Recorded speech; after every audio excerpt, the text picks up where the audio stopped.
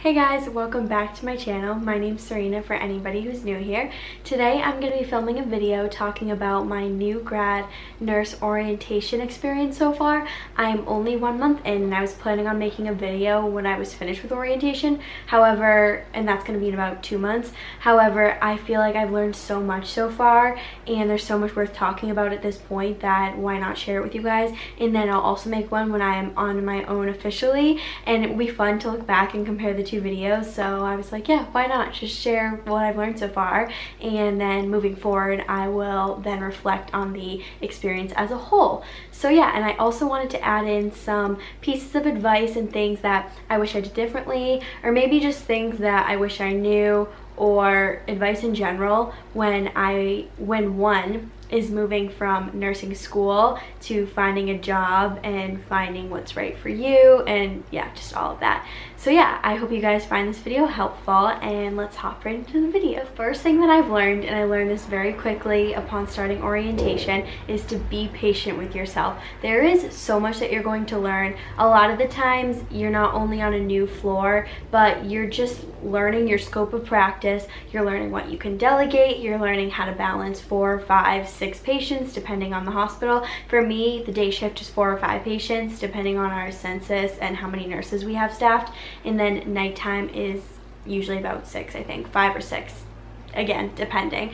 But yeah, that's just a lot to juggle, and going from being a nursing student who was doing clinical rotations, which are very different from actually being the nurse who has like full what's the word I'm looking for, who is fully responsible for multiple people in the duration of 12 hours.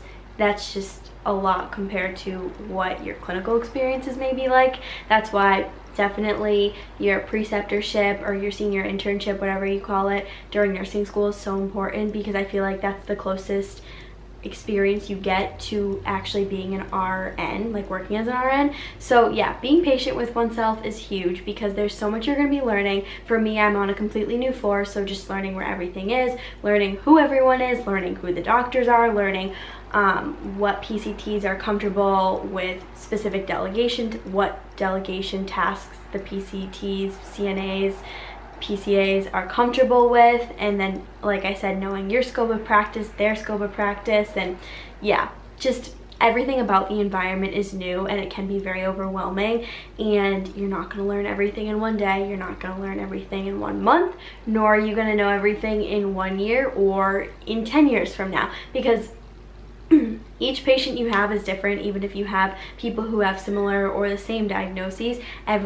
every single person presents differently, and every single person is unique, and every single person's body functions differently. So yeah, there's just so many variables in nursing that you just have to always be open-minded, willing to learn, always ask questions, which is something that everyone's pounded into my head, and I feel like I've been really good about that, just asking so many questions. Even if I feel like it's silly, I would much rather be safe than sorry. And I think that a lot of the experienced nurses on my floor have told me that even 10-15 years in, they're still asking questions, and it's okay and it's normal, and you should just normalize that from the very start, because that is how it's going to be the duration of your career. So be patient with yourself, ask questions, and get to know who you can count on. I'm not saying you can't count on all the nurses or the resources, whoever's on your floor, but you definitely get to know like who you want to go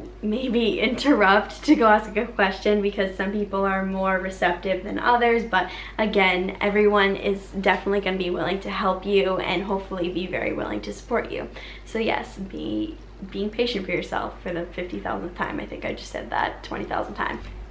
Okay, so hopping into the next thing that I learned would be communicating your needs with your preceptor. So whoever you're paired up with for the duration of your orientation, whether or not it's one person or it's many people, it's so important to tell them how you learn the best. So for me, that's learning hands-on. I usually would watch my preceptor, like she would demonstrate something for me, and then I would do it hands-on, and then from there on out I would have her watch me as I'm like maybe hanging a new med or programming a new pump, or I don't know, something. I would have her watch me, and then as I'm going through it, if I forget something or if I make some kind of mistake, then I I ask her to please tell me what I'm doing wrong so that I can correct it as I'm doing it, and that's just the best way that I learn. So I feel like that's so important to tell your preceptor how you learn best, because some people learn best by watching, some people learn best by doing, some people learn best by, I don't know, maybe looking up the protocol and like reading the steps and studying that. I don't know. Honestly, I wouldn't be surprised because that's just how some people learn. So yeah, nothing wrong with that, but definitely being open and communicating with your preceptor also about what you're comfortable doing starting off, because obviously when you're starting off in orientation, you're not going to be comfortable with doing absolutely everything right off the bat. So it's important to say, okay, maybe I just want to see you do this first, and then I'll be willing to try it. But yeah, just communicating your needs and telling them what you're comfortable, oh my gosh, with doing as you start, and then as you continue to move forward in your orientation. Two very important things. And then another thing that's very important is when you have days off, take those days off for yourself. So you're spending typically 3, maybe some people 4 days a week taking care of multiple other people, so your patients, and because you are putting so much time and effort into making sure that these people are comfortable and they're healing and they're getting better, it's so important that you take the days off to take care of yourself. And I know it's a well-known saying that, or it's well known that nurses need to take care of themselves. I feel like I see that everywhere, like little quotes like, oh, you take care of other people, make sure you take care of yourself, because nurses are so bad at doing that. But it really is so important to have a hobby, or to have something that you enjoy doing in your time off, something that's stress relieving. For me, that is exercising. I like to go to different classes and try different workouts. If it's nice outside, get the fresh air and go to the track and do a nice workout on my day off. It's very stress relieving, makes me feel good.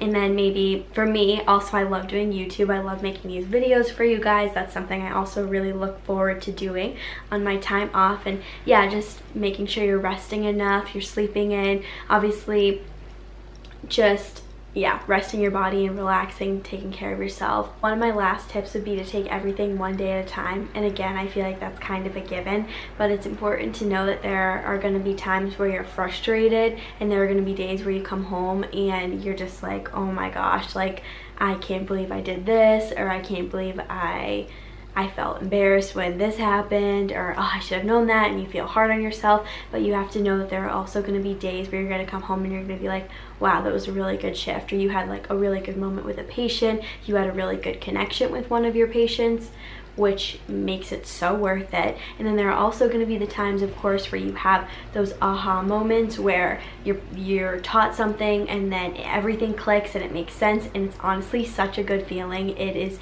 so satisfying to know, like, wow, you know what, that makes sense, and I just learned something, and moving forward I'm going to continue to have these moments. And it's just encouraging when those types of things happen.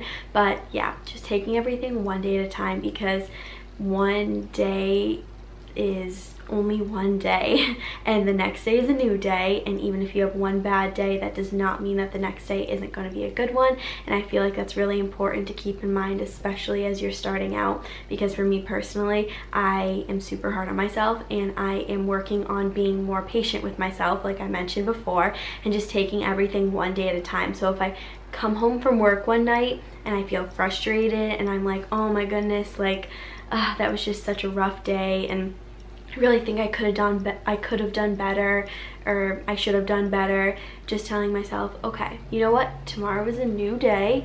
You might have new patients, you might not. You have a new opportunity to make it a better day, and hopefully it can go smoother. And yeah, just going in with that fresh mindset, because if you don't, and you carry over the discouragement and the frustration into your following work days, and that can definitely put a damper on everything. So it's very important to take it all one day at a time. And it's also very important, this is my last little tip, to make sure you bring substantial meals, because the shifts are very long, and it's so important that you have enough food for yourself and you are keeping yourself properly energized and drinking water throughout the shift whenever possible. So yeah, that's huge. I think I mentioned that in another video. I had like a nursing advice video, but just making sure you're eating. Some people like to skip meals, but honestly, like, make sure you eat something before work, even if it's a little something, and bringing lots of items that are like quick snack items, but like filled with protein, or like fruits like bananas, apples, and peanut butter. Something I like to bring, like I said, protein bars, or just something substantial that's going to give you some good energy, give you some good carbs so that you can move through your day and everything can go as best as it possibly can. So yeah, sorry, my camera died, so we're just gonna reset up here. But yeah, what I was saying, lastly for this video, I just want to share a couple things with you guys that I wish I knew before, not even before, just some pieces of advice that I have when transitioning from nursing school to finding your career. So yeah, there's a couple of points that I wanted to touch on. The first one being, oh my gosh, this is such a huge one and I realized this the hard way. Be a CNA or a PCT, be an aide in nursing school. Even if it's for your last year, having that connection with one hospital is almost like a guaranteed pathway to a job offer. And unfortunately, throughout school, I didn't have the transportation to be a PCA, so I worked on campus, and those are the circumstances I had, and it's fine because everything worked out. But I think it would have been so much easier to get a job. I know it would have been so much easier to get a job if I had my foot in the door with a hospital, and even just knowing that I have that one opportunity, that one open door would have made me feel so much better, because for a while there it was difficult to find like positions that were applicable to like the new grad, especially during a pandemic. Everybody wants those really experienced nurses who can work in those acute care settings, take care of COVID patients. So yeah, I feel like new grads were kind of brushed under the table a little bit, but no worries, everything worked out. If you can though, definitely work as a CNA at a hospital that you'd like to work at, because 9 times out of 10 you're going to get a job offer there. So definitely a huge piece of advice I have. And I also think that my friends who worked as a CNA during nursing school and they got that floor experience, I specifically worked in home care, but yeah, my friends who had that hospital experience, definitely I'm assuming it really helped them as they were making that transition. So that is huge. Also, apply. Don't limit yourself to applying to jobs that only fall under to like a special category that you want to work under. Like say you want to be a maternity nurse, make sure you apply to a plethora of jobs. Make sure you do not discount those medical surgical like telemetry positions, because I feel like the value of those positions as a new grad sometimes are very people just don't like realize how important it is to create that foundational set of skills working on like a general like medical floor, because there's so much you can learn.